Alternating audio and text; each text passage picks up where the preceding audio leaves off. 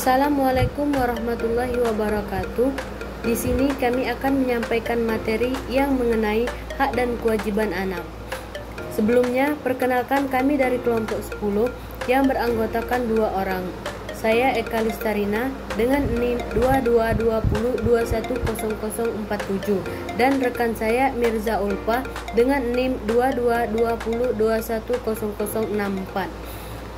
Baiklah, di sini saya akan memaparkan materi yang pertama, yaitu pengertian hak dan kewajiban anak. 1. Pengertian anak. Anak adalah harapan masa depan sebagai penerus cita-cita, perjuangan, dan keturunan. Dalam Islam, anak adalah karunia suci, sementara menurut undang-undang, anak adalah individu di bawah 18 tahun, termasuk yang masih dalam kandungan. Secara bahasa, anak berarti keturunan kedua dan penggunaannya dapat merujuk pada manusia, binatang, tumbuhan, atau tempat lahir. Namun, pengertian anak manusia berbeda karena terkait tanggung jawab menjaga keturunan sebagai cerminan eksistensi dan kedudukan di masyarakat. Yang kedua, pengertian orang tua. Orang tua memiliki berbagai makna, tergantung konteks, seperti di rumah merujuk pada ayah dan ibu yang melahirkan, mengurus, dan membesarkan anak.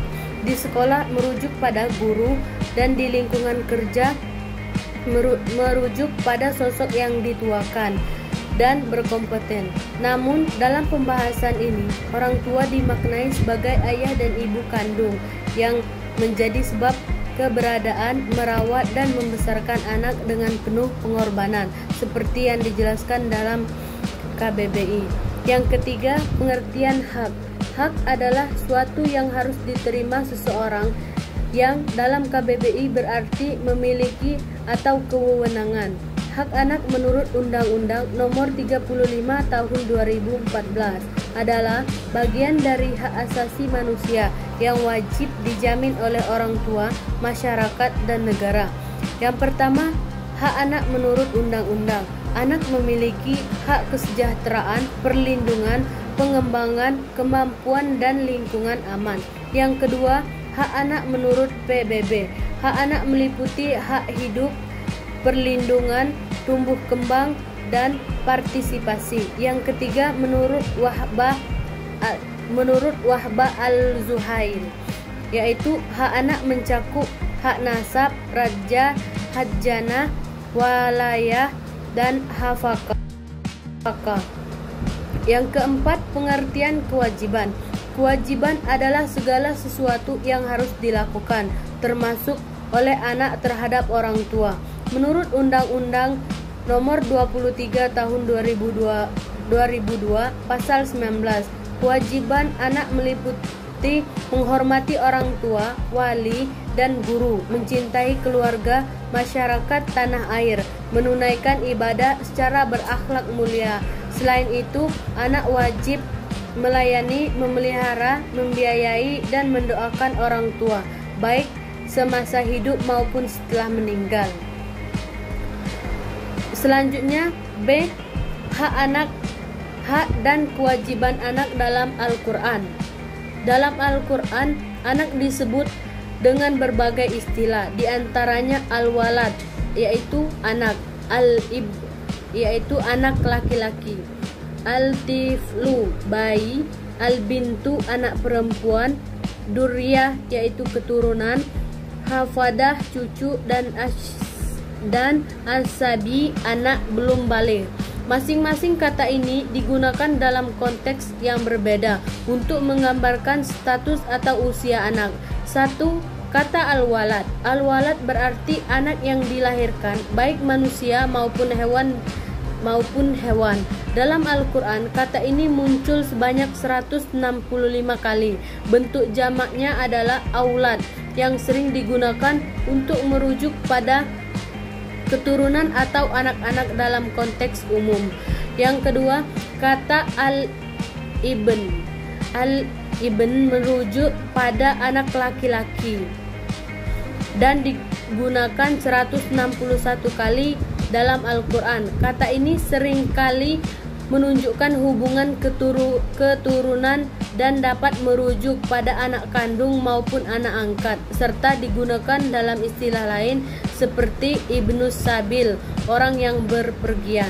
Yang ketiga, kata al-tiflu. Al-tiflu berarti bayi atau anak kecil.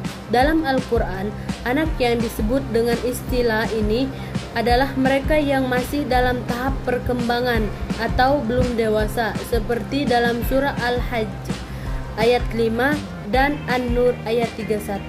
Yang keempat, kata al-bintu. Al-bintu merujuk pada anak perempuan dengan bentuk jamaknya banat. Istilah ini disebutkan sebanyak 19 kali dalam Al-Quran, termasuk surah An-Nisa ayat 23 dan Al-Ahzab ayat 50. Mungkin hanya itulah yang dapat saya sampaikan. Selanjutnya, materi selanjutnya yang akan dipaparkan oleh rekan saya Mirza Ulfa. Kepadanya kami persilakan. Baiklah, saya Mirza Ulfa akan melanjutkan materi dari rekan saya Eka Listarina. C. Nilai-nilai dan hak kewajiban dalam anak dalam Al-Quran.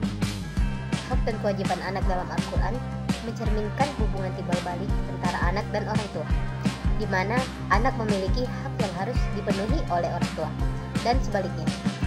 Orang tua juga memiliki hak yang harus ditunaikan oleh anak. Hubungan ini perlu dijaga untuk menciptakan keluarga yang harmonis dengan anak sebagai amanah yang harus diperhatikan dan dihormati oleh orang tua. Al-Quran mengatur kedua pihak untuk saling memenuhi hak dan kewajiban mereka. 1. Hak anak kepada orang tua. Anak adalah amanah dari Allah Subhanahu wa Ta'ala yang harus dijaga oleh orang tua dengan baik. Orang tua bertanggung jawab untuk merawat, mendidik, dan memenuhi kebutuhan anak agar tumbuh sehat fisik dan mental, serta mendapatkan pendidikan yang baik. Tanggung jawab ini penting agar anak berkembang dalam lingkungan yang mendukung kesejahteraannya, dan orang tua akan diminta pertanggungjawaban atas amanah ini di hadapan Allah. A. Hak anak untuk hidup. Anak memiliki hak dasar untuk hidup yang dijamin oleh Allah Subhanahu wa Ta'ala. Al-Quran melarang pembunuhan anak, terutama karena alasan kemiskinan, seperti yang tercantum dalam Quran Surat Al-Isra ayat 31 dan Quran Surat Al-An'am ayat 151. Kedua ayat ini menegaskan bahwa kekhawatiran orang tua tentang kemiskinan tidak boleh menjadi alasan untuk membunuh anak, karena Allah yang memberikan rezekinya. B. Hak anak untuk mendapat kejelasan nasab. Anak adalah amanah dari Allah Subhanahu wa Ta'ala yang harus dijaga oleh orang tua dengan baik. Orang tua bertanggung jawab untuk merawat, mendidik, dan memenuhi kebutuhan anak agar tumbuh sehat fisik dan mental, serta mendapatkan pendidikan yang baik. Tanggung jawab ini penting agar anak berkembang dalam lingkungan yang mendukung kesejahteraannya, dan orang tua akan diminta pertanggungjawaban atas amanah ini di hadapan Allah. C. Hak anak untuk memperoleh ASI. ASI adalah hak anak yang harus dipenuhi ibu selama 2 tahun.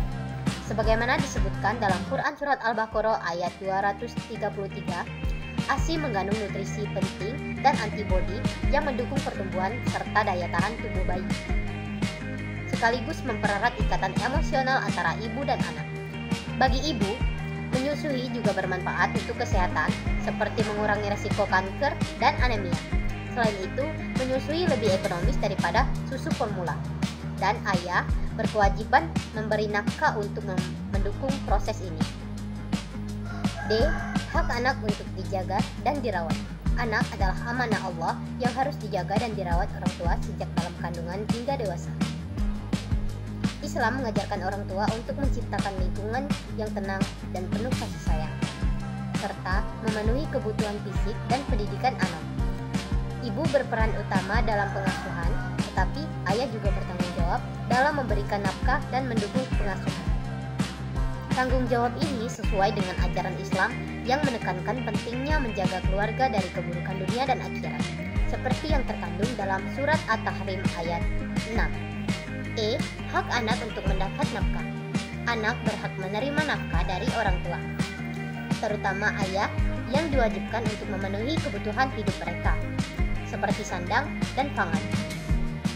Ini tercermin dalam Quran Surat Al-Baqarah ayat 233 dan Quran Surat At-Talaq ayat 6 yang menyatakan bahwa ayah bertanggung jawab memberi nafkah kepada istri dan anak-anaknya,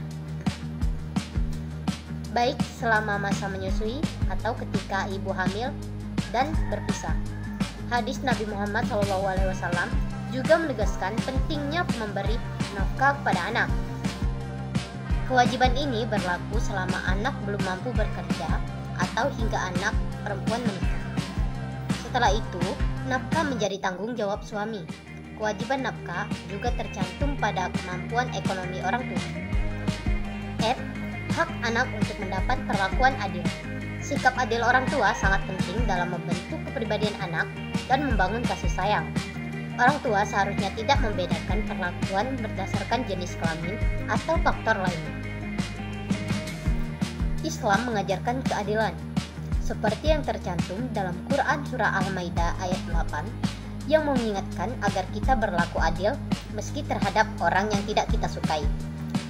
Dalam hadis, Nabi Muhammad SAW juga menegur seorang ayah yang tidak adil dalam memberi kepada anak-anaknya, mengajarkan bahwa keadilan bukan berarti memberi sama rata, tetapi sesuai dengan kebutuhan dan kondisi setiap anak. 2. Kewajiban anak pada orang tua. 1. Kewajiban anak untuk berterima kasih atau bersyukur kepada orang tua. Anak diwajibkan untuk selalu berterima kasih kepada orang tua atas segala jasa mereka, terutama karena mereka telah mengandung, melahirkan, mendidik anak dengan penuh pengorbanan. Bersyukur kepada orang tua juga merupakan bentuk rasa syukur kepada Allah yang memberikan kehidupan melalui mereka, sebagaimana tercantum dalam Quran Surat Luqman ayat 14. 2. Kewajiban anak untuk berkata baik kepada orang tua. Anak diperintahkan untuk berbicara dengan lembut dan tidak kasar kepada orang tua, terutama jika mereka telah lanjut usia. Tidak boleh mengatakan "ah" atau membentak, melainkan harus menggunakan perkataan yang baik, penuh penghormatan dan kasih sayang, sesuai dengan Quran Surat Al-Isra ayat 23. 3. Kewajiban anak untuk menaati semua perintah orang tua. Anak wajib taat kepada perintah orang tua selama perintah tersebut tidak bertentangan dengan ajaran agama. Taat kepada orang tua lebih diutamakan daripada ibadah sunnah, kecuali jika perintah tersebut mengarah pada kemaksiatan, sebagaimana dijelaskan dalam Quran Surat Luqman ayat 15.